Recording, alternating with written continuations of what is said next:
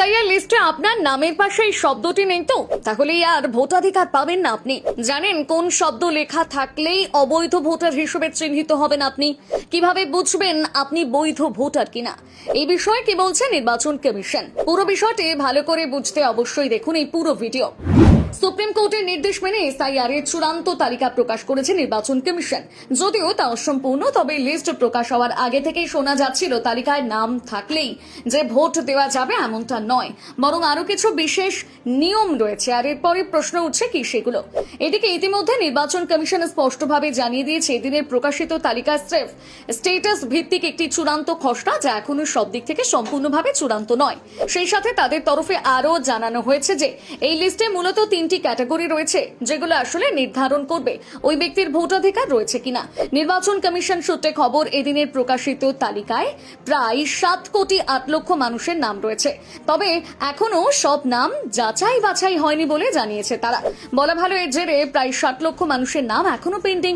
তবে সকল ভোটারদের নামের পাশে একটি স্ট্যাটাস উল্লেখ থাকবে, যা বুঝতে সাহায্য করবে ওই ব্যক্তি বৈধ ভোটার নাকি এখনো যাচাইয়ের পর্যায়ে রয়েছে তার তথ্য। এবার এই লিস্ট প্রসঙ্গে একটু বিশদে যাওয়া যাক। এই তালিকায় বৈধ বা যোগ্য ভোটারদের নাম থাকার পাশাপাশি সেই সব ব্যক্তিদেরও নাম থাকবে যাদের শুনানিতে ডাকা হয়েছিল এবং যাদের জমা দেওয়ার নথি এখনো বিচারাধীন রয়েছে। আর এই সব নামের পাশে লেখা থাকবে অ্যাডজুডিকেশন তথা অমীমাংসিত। আর এই বিষয়টি সবচেয়ে গুরুত্বপূর্ণ, কারণ নামগুলো চূড়ান্ত তালিকায় থাকলেও এই শব্দ লেখা থাকা মানে ওই ব্যক্তির ভোটাধিকার নিশ্চিত নয় এবং তার সমস্ত নথিপত্র যাচাই করার পরই সিদ্ধান্ত নেওয়া হবে তিনি ভোটাধিকার পাবেন নাকি পাবেন না।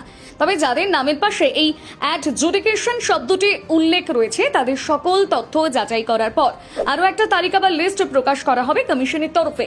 সেই তালিকায় যদি পাশ করে যাওয়া যায়, মানে তাদের নাম থাকে, তাহলে ওই ব্যক্তি ভোটাধিকার পাবেন। কিন্তু যদি কারো নাম সেই তালিকা থেকে বাদ পড়ে তাহলে তিনি আর ভোটাধিকার পাবেন না। আবার যাদের নাম এই লিস্টে নেই তাদেরও চিন্তা করার মতন কোনো বিষয় নেই বলে জানিয়েছে নির্বাচন কমিশন, কারণ পরের যে লিস্টটি প্রকাশ পেতে চলেছে তাতে ওই সকল ব্যক্তির নামের পাশে ডিলিটেড শব্দটি লেখা থাকবে। নির্বাচন কমিশন সূত্রে জানা গিয়েছে আপাতত প্রায় 60 লক্ষ নামের তথ্য যাচাই হওয়া বাকি রয়েছে। ফলে এই তথ্য বিভ্রান্তি ভুগতে থাকা নাগরিকদের আরো কিছুদিন অপেক্ষা করতে হবে সাপ্লিমেন্টারি লিস্টের জন্য। না, সেই তালিকা কবে প্রকাশ পাবে তা অবশ্য জানা যায়নি, তবে এবার যে ভোটের দিনক্ষণ ঘোষণা হতে পারে তা কিছুটা আন্দাজ করতে পারছেন অনেকেই।